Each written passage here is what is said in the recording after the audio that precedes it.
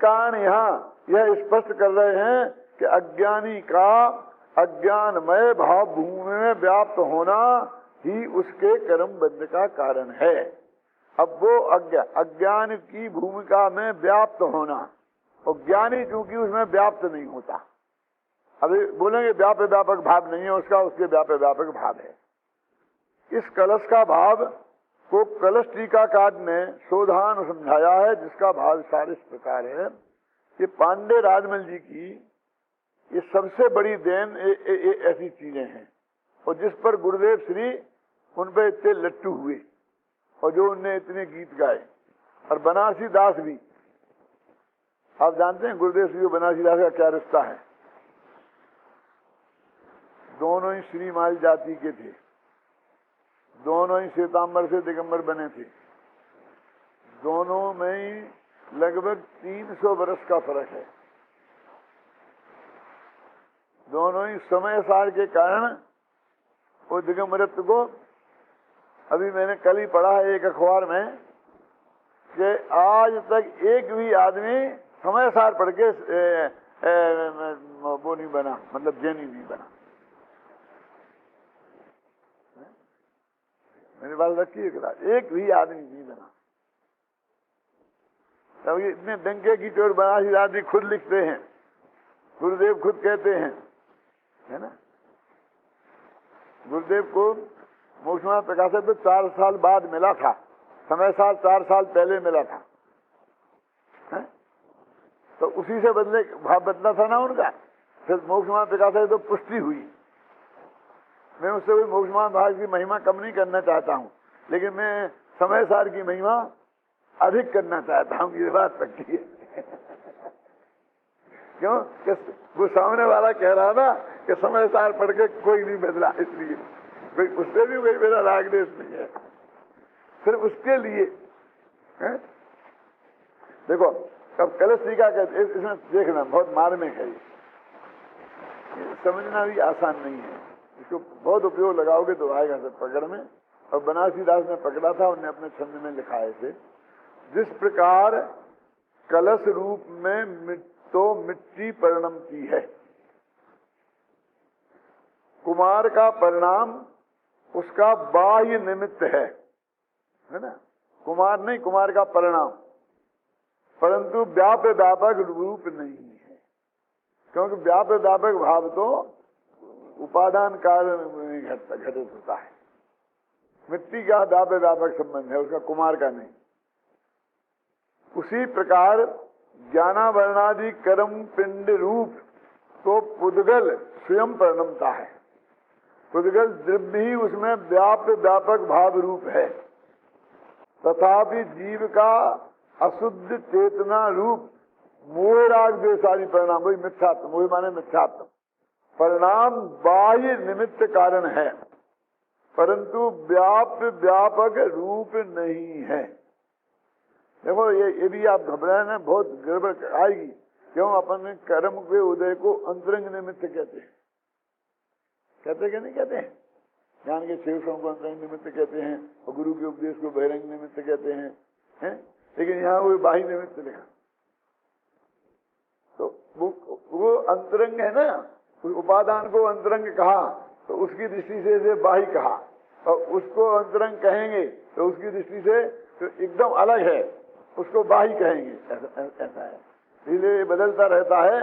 हिसाब से घबराने की जरूरत नहीं है। देखो, है ना, कोई जानेगा। अब देखो कि जीव द्रव्य तो शुद्ध है, उपचार मात्र कर्म बंध का कारण होता है। ये बहुत मूर्खों की गलतियां हैं, ये सब जो पांडे राजमल जी के जमाने में भी लोग करते होंगे।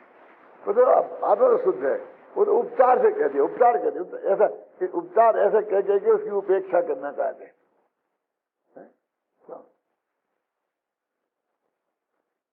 तो ऐसा नहीं है,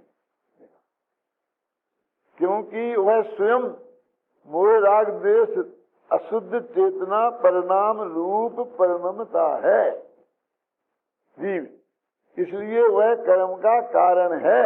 कर्म बंध का, कर्म का माने कर्म बंध का कारण है।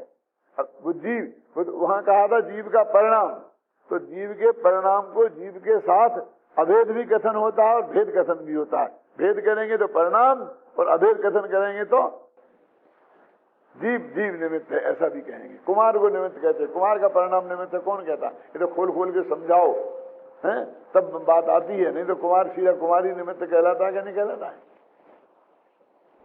मैंने कल एक बात और कही थी, आप वो भी समझ लेना, सुनना जरा भैया। राग का कर्ता कौन है? तो जवाब आएगा आत्मा। कौन? अनंतान मंदिर समझ लो, मिथ्या ऐसा बस। राग का राग माने, देखो राग माने राग भी होता है, राग माने द्वेष भी होता है, राग माने मोह भी, मिथ्यात्व भी होता है। तीनों के समूह के अर्थ में भी राग शब्द का प्रयोग होता है। तो राग का कर्ता कौन है? ख्याल में ना? तो वो ये कहते हैं आत्मा। कहते हो आत्मा, हम तो ये इतनी पिटाई हुई हमारी तो कि आत्मा का ज्ञानी नहीं है, ज्ञानी नहीं है, अज्ञानी है, अज्ञानी। देखिए ज्ञानी अज्ञानी दोनों ही आत्मा है ना, इसलिए आत्मा, ये जवाब कहाँ गलत हुआ? कहीं शास्त्र में ये लिखा है तो कहाँ गलती हुई? कैलाश जी कल कहाँ गाए थे यार? बहुत देखा मैं तुम्हें। अज्ञानी अज्ञान की भाव भूमि में व्याप्त है। मेरा वो उसने कह दिया कि हाँ आत्मा है करता, तो घबराना नहीं। हम जो ये कह रहे हैं कि ज्ञानी नहीं अज्ञानी, क्योंकि अज्ञानी भी आत्मा है, ज्ञानी भी आत्मा है, तो एक भी आत्मा होगा तो हम करता कह देंगे। अब हमने खोल के कहेंगे जब ये आ जाएगा ज्ञानी नहीं अज्ञानी नहीं। दिव्य कर्म अनेक प्रकार का है, उसका उदय भी अनेक प्रकार का है। एक कर्म ऐसा है जिसके उदय में शरीर होता है, और एक ऐसा है कि जिसके उदय में मनवचन काय होता है। मनवचन काय में भी शरीर तो आ ही गया ना। एक कर्म ऐसा होता है कि जिसके उदय में सुख दुख होता है। ऐसे अनेक प्रकार के कर्म के उदय होने पर मिथ्या दृष्टि जीव कर्म के उदय को आपरूप अनुभवता है। इसके राग द्वेष मोह परिणाम होते हैं, उनके द्वारा नूतन कर्म बंद होता है। इस कारण मिथ्या दृष्टि जीव अशुद्ध चेतन परिणाम का करता है।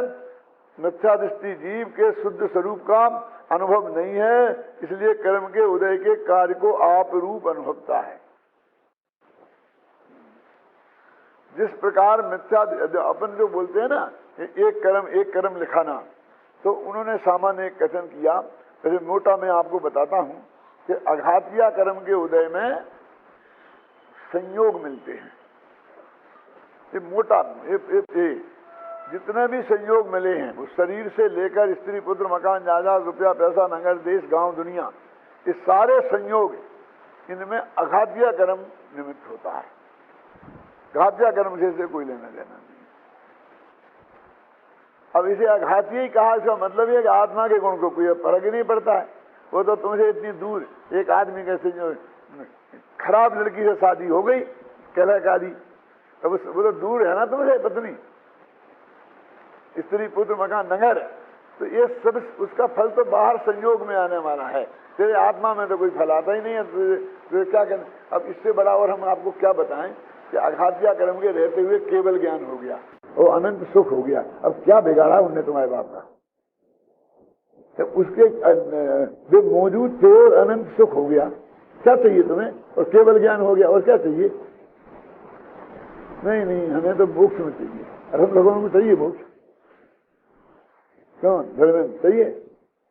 वैसे क्या है, मोक्ष में तो जाना ही है। बोलो मोक्ष में उसे मोक्ष में जाना चाहता है क्या वो? कि नहीं मैं ही जानना चाहता हूं। तो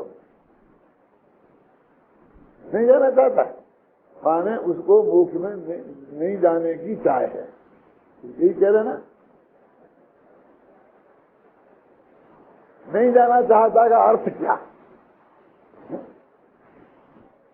अरे भैया उसके चाह ही नहीं है, इसलिए ना जाना चाहता है ना नहीं जाना चाहता है।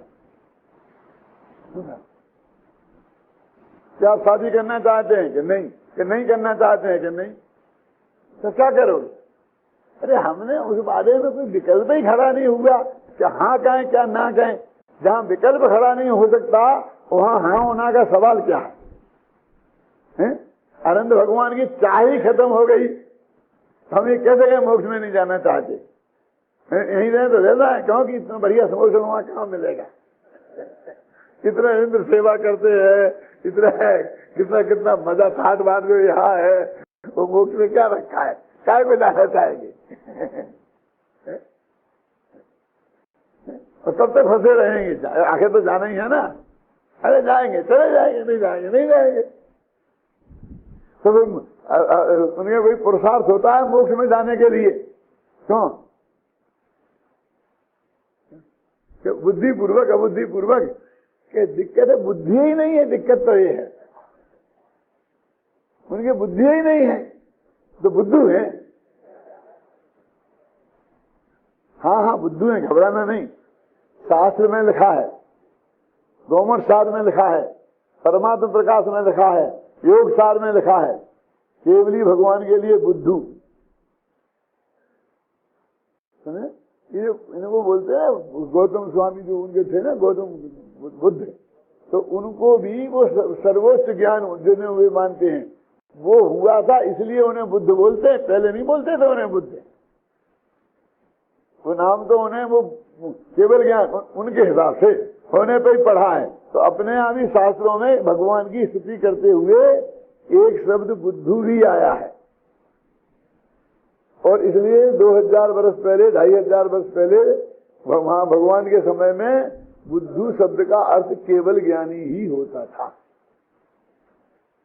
तो आज ये कैसे हो गया? तो भाषा विज्ञान इसका जवाब देता है कि एक संस्कृति दूसरी संस्कृति से जब ज्यादा घृणा करने लगती है तो उसके अच्छे पवित्र शब्दों को सबसे गंदे शब्दों के रूप में प्रयोग करने लगती है। ये उसके देश का प्रकट करने का एक रास्ता है। देखो, अब मैं 2-3 उदाहरण दूंगा। अपने आप पिल्ला किसे कहते हैं? कुत्ते के बच्चे को बोलते ना पिल्ला, पिल्ला समझ गया ना। अब दक्षिण भारत में पिल्लई माने सर्वश्रेष्ठ नाम रखे जाते हैं ना, भराने पिल्लई, भराने पिल्लई। तो उत्तर में और दक्षिण में जो संघर्ष हुआ और एक दूसरे से घृणा करने लग गए, तो उनके पिल्लई को हमने कुत्ते के बच्चे के लिए प्रयोग किया। तो हम तुमको कुत्ता समझते हैं, आप समझे ना। देखो पाकिस्तान में उन्होंने अपने देश का नाम पाकिस्तान रखा था, सब क्या सोचा होगा। पाक माने पवित्र स्थान है ना, पाक माने पवित्र स्थान। अपने भी पाकशाला होती है, भोजनालय को पाकशाला बोलते हैं ना, भोजन पकाते हैं जहां, सबसे पवित्र स्थान होता है ना। लेकिन अब हम काय को बोलने लगे, कहां जा रहे पाकिस्तान लैट्रिन जाने को पाकिस्तान जाना बोलते हैं। पर जो हमारे घर में सबसे गंदी जगह है, हमने उसका नाम पाकिस्तान रखा है। ये हमारा पाकिस्तान के प्रति जो घृणा है उसकी कारण। इसलिए महावीर और बुद्ध ने केवल ज्ञानी होने के नाते उनको बुद्धू कहा, समझ गए ना आप। तो जो उनकी विरोधी संस्कृति थी उनने बुद्धू का अर्थ मूर्ख लिख दिया।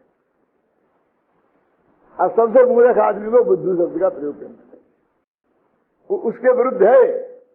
और एक और कारण है कि एक जमाना ऐसा था कि बौद्धों का इतना जोर था इस देश में कि जैसे मैंने स्वामी जी के बारे में कहा, जो सोनगढ़ गया वो वहीं का होके रह गया, वहीं हो जाता है। जाने मत दो, मुखियों में जाएगा, इनके शिविर में गया तो सब नहीं आएगा, वो बिगड़ जाएगा, ऐसा बोलते ना। तो वो कहते थे कि बौद्धों के संपर्क में जो जाएगा वो बौद्ध धर्म की दीक्षा भी बनाना है। ऐसा रोजाना हजारों बौद्ध बनाते थे। तो वो कहते हैं अरे तुम वहां मत जाओ, वे तुम्हें बुद्धू बनाएंगे। यानी वो उनको केवल ज्ञानी है, तुम हमारे पास आओगे तो हम तुम्हें बुद्धू बनाएंगे, माने केवल ज्ञानी बनाएंगे, केवल ज्ञान बनने का रास्ता बताएंगे। तो ये कहने लगे कि बुद्धू बनाना माने मूर्ख बनाएंगे, उधर मत जाओगे तुम्हें बुद्धू बनाएंगे। बुद्धू बनाता, वो बुद्धू बनाता, समझ ना। यानी बुद्धू को सबसे ज्यादा तुम उनके कहने में आ गए तो तुम बुद्धू बन गए, माने मूर्ख बन गए। तुम समझदार नहीं हो। तो ये बुद्धू का अर्थ इसलिए दिया है ना। नग्न दिगंबर अपने सर्वश्रेष्ठ शब्द है ना। और हमारे आचार्य इतने बुद्धिमान थे समंतभद्र जैसे कि उनके सामने वाद विवाद में कोई जीत नहीं पाता था। वाद विवाद में कोई नहीं जीत पाता था उनसे। तो लोग कहने लगे इन नंगों से मत उलझो भैया, कोई नहीं जीत सकता। अब आज भी अपन कहते हैं ना कि नंगों से कौन जीते, तो नंगों ही पे उतरे आए, तो हम क्या करें। हम भी सबसे गरीब आदमी को सबके उसका क्या बिगड़ने वाला है, नंगों का कोई क्या बिगाड़ सकता है, बोलते कि नहीं बोलते। उस वक्त दिगंबर मुनियों के लिए कहा जाता था ये कि उनसे कोई जीत नहीं सकता, उनका कोई कुछ बिगाड़ नहीं सकता, क्योंकि जिसको तुम बिगाड़ते हो वो उसने अपने पास कुछ रखा ही नहीं। तुम्हारे कारखाने में तो हम आग लगा दें, उनके कौन से कारखाने में आग लगाएंगे, क्या उनका शरीर कोई तोड़ फोड़ कर देंगे। तो वो तो कहते हैं अच्छा भैया हम तो इस जेल से छूटना चाहते हैं, तेरा उपकार मानेंगे, तुझे जेल से छूटने में निमित्त बन जाएगा। क्यों, क्या इनका कोई कुछ नहीं बिगाड़ सकता, मतलब समझे ना। तो जो हमारे लिए परम पवित्र शब्द थे, क्या बुद्धू, नंगा, और एक बताऊं, लुच्चा, ये जो केस लॉन्च करते हैं ना उन्होंने, उनके लिए शास्त्र में लिखे, अपने शास्त्र में लिखे, मुनिराजों के लिए जो प्राकृत भाषा में अपन नग्न दिगंबर ऐसा बोलते हैं ना, तो नग्गा शब्द है, लुच्चा शब्द है, ये सारे शब्द हैं, और जिनको उन्होंने गालियां के रूप में परिवर्तित कर दिया। एक संस्कृति दूसरी संस्कृति से जब घृणा करती है तब उसका ऐसा परिणाम निकलता है। इसलिए इन शब्दों का, इसे बोलते अर्थ लाघव, अर्थ व्यतिरिक्त, अर्थ में विपरीतता आ जाती है, अर्थ में लघुता आ जाती है, अर्थ में महानता आ जाती है, ऐसे बहुत शब्द हैं।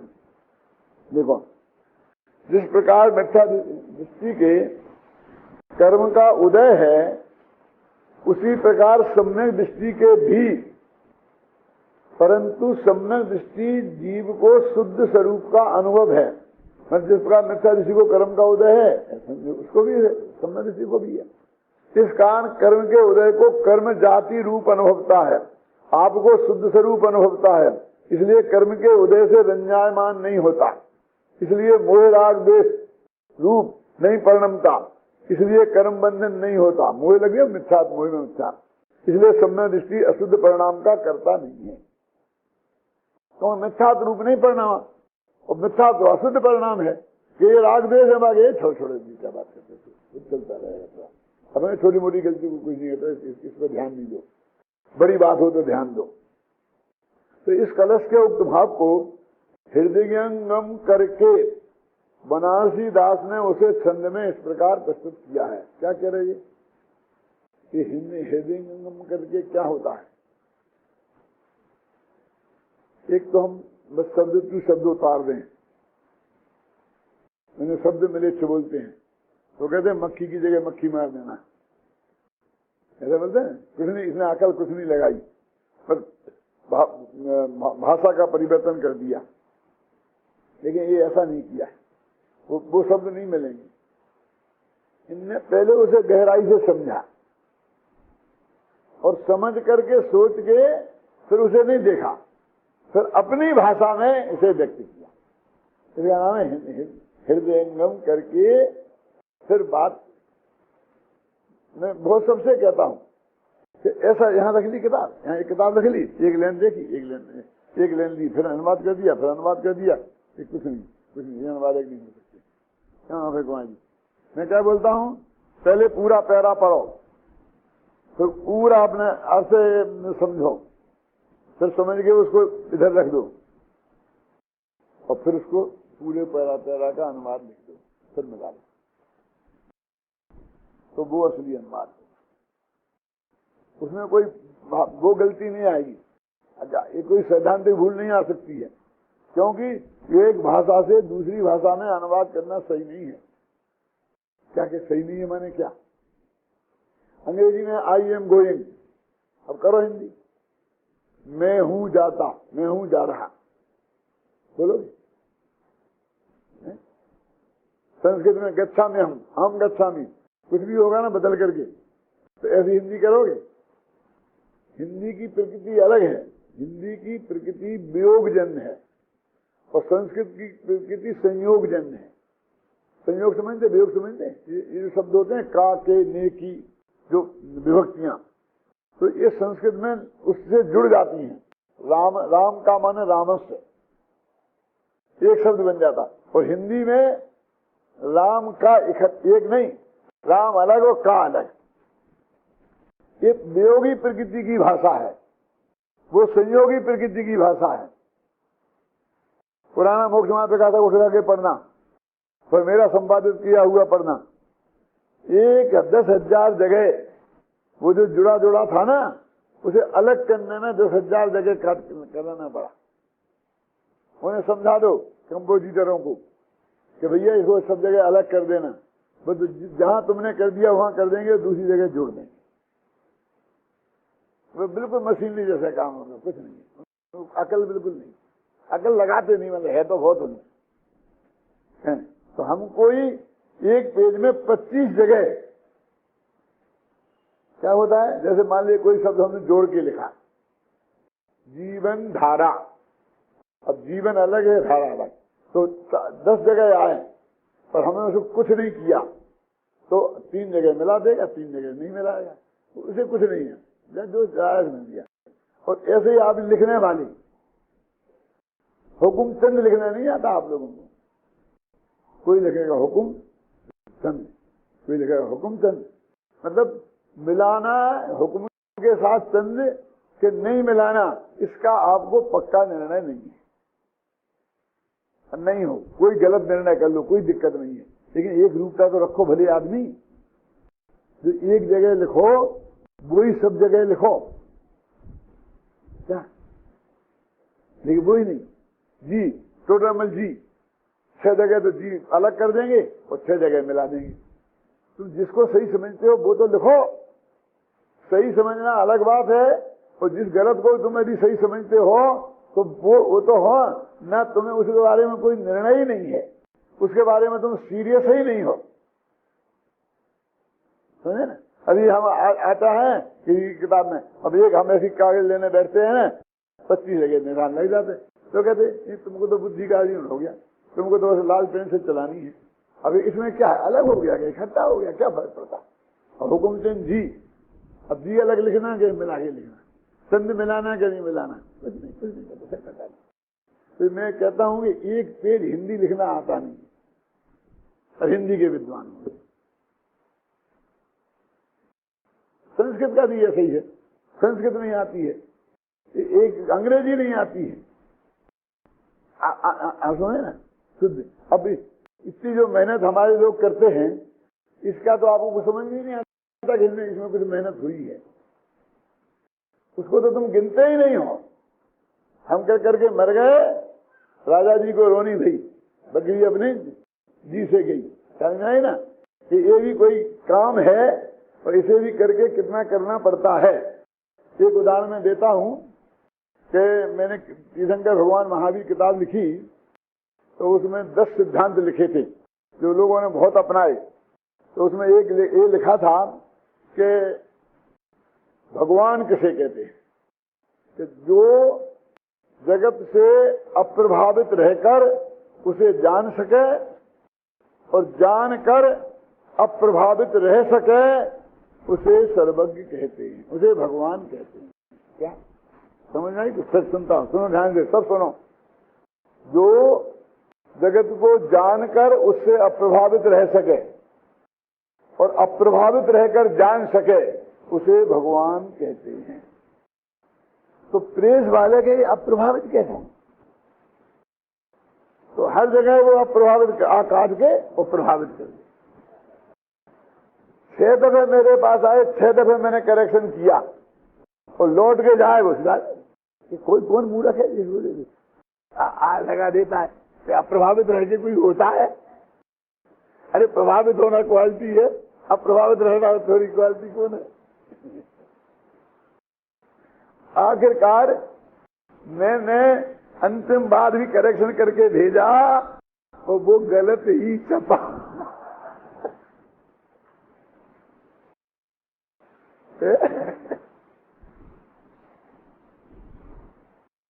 ऐसा है, मतलब इसने ये क्या लिखा है, थोड़ा पहले उसको समझने की माथा तो मारो।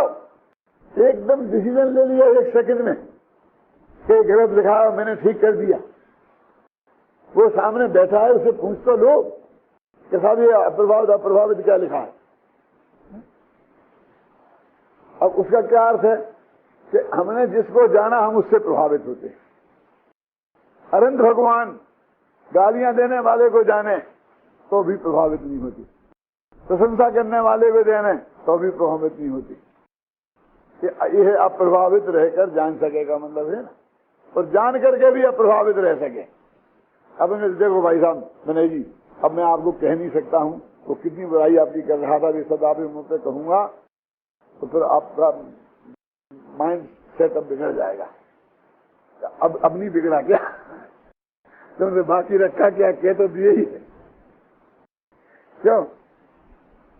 समझ गया? बहुत से लोग कहते हैं पंडित जी एक बात कहूं बुरा ना मानो तो। मैंने कहा भैया तुम बुरी बात कहेगा तो मैं गारंटी से बुरा मानूंगा। ऐसा कैसे हो सकता है? तुम बुरी बात कहो मैं बुरा क्यों नहीं मानू? सोच रहे तुम बुरी बात कहते ही क्यों है? तुझे उस पर भरोसा है कि मैं बुरा मानूंगा तो कहते ही क्यों है? मत क्या, हमें नहीं सुनना है। नहीं नहीं नहीं साहब आप तो बुरा मान गए।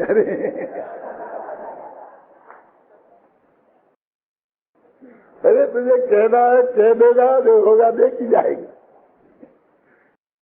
तुम बुरा न मानो तो कहूं, माने मारना भी चाहता है और रोने नहीं देना चाहता। तुम रो नहीं तो मैं तुम्हारी पिटाई करूं। ऐसा कोई पिटाई करने वाला पूछता है? ऐसा इसका स्वरूप है। हम उसे देखें गंभीरता से तो सारी बात ख्याल में